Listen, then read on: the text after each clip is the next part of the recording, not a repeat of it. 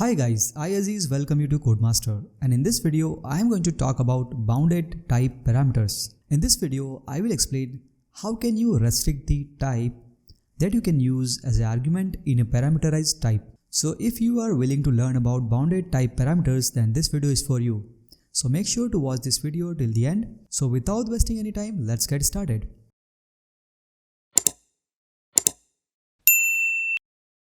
Alright guys, let's begin this video. So guys, if you look here, in front of you we have a class and the name of this class is util class. This util class has one method with the name print. And what is the purpose of this method? To print the object on the screen. Now as you can see over here that this method is a generic method, which means we can pass any object into this method as we like. Okay, so let's say for example, let's call util dot print. Now here I can pass integers, okay, I can pass strings, or I can pass character, or I can pass boolean, so on and so forth. But guys, there is one problem with this approach, and that is there may be time when you want to restrict the types that you can pass as an argument to parameterized type, right? For example, here right now we are expecting object of any type. Okay, but what if we want to restrict this type to some other type? So guys, in order to solve this problem, bounded type parameters comes into picture. Now how can we restrict this type? Here we can use extends keywords. Okay, so for example, t extends shape. Okay, so now this type parameter is bounded with the shape class.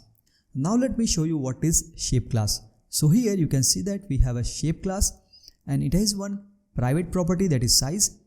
We have constructor to initialize this property, and we have getSize method to get the size of this shape. On top of it we have one square class, and this class extends this shape class. Then we have rectangle class, and the rectangle class also extends the shape class. Now as we are extending the type parameter from shape class, this simply means that we are accepting all the objects which is either an object of shape or which is either an object of subclass of shape. So which means we can pass object of type shape, square and rectangle. So let me recall once again that t extends shape basically means we can either pass an object of shape class or we can pass object of all the child classes of shape class.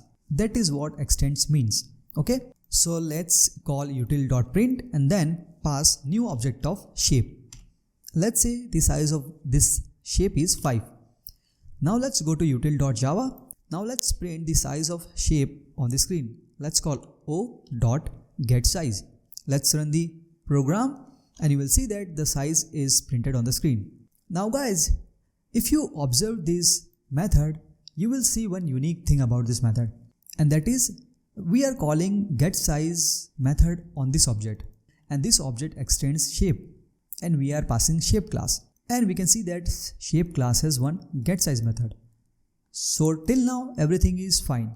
But let me show you a magic. Let's say you are passing an instance of square. Still this method is working absolutely fine. And we are able to call getSize method on an object of square. Why is it so? Because when we use bounded type parameters, we are allowed to invoke a method that is available in the parent class. So here the parent class is shape, and this getSize method is available in shape class. Although it is not available in square and rectangle, still we are able to call methods on bounded types.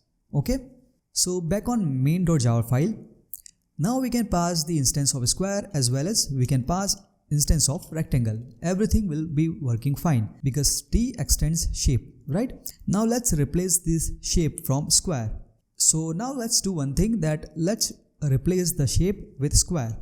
So after replacing shape with square, we are expecting all the objects into this method, which is an object of square or which is an object of all the child classes of square. What are the child classes of square? You can see that square is the only classes and all other classes are extending shape. So which means we can only pass an instance of square here. So let's call square and the error is gone. And what happens if we pass an instance of shape? Will it going to work? Absolutely not, because shape does not extend the square class. Instead, square class extends the shape class. So that is why it is not working at all. So guys, this is all about bounded type parameters. I hope so far everything is clear to you. Now let me take this challenge a little bit further. So what happens if we want to restrict, or if we want to put multiple restriction on this type parameter? For example, I want to restrict that the t should extend square, and along with this I want to put one more restriction that it should extend special. Okay, now what does it mean by t extends square and special? So here square is a class that we already know, right? And here the special is a interface. Let's see here. Here special is an interface. So what does it mean by t extends square and special? So here you will see the two faces of extends keyword. In case of square, it means that the object should extend square class, and in case of special, it means that it must implement special interface. So now let's replace this square with shape. Okay, so we have t extends shape and special, which means this method accepts only those objects which extends shape and which implements special. So in that case, can we able to pass the object of shape? Absolutely no, right?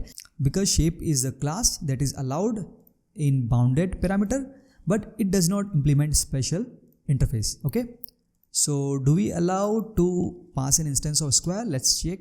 Now square is also not allowed, because square extends shape, but square does not implement special interface.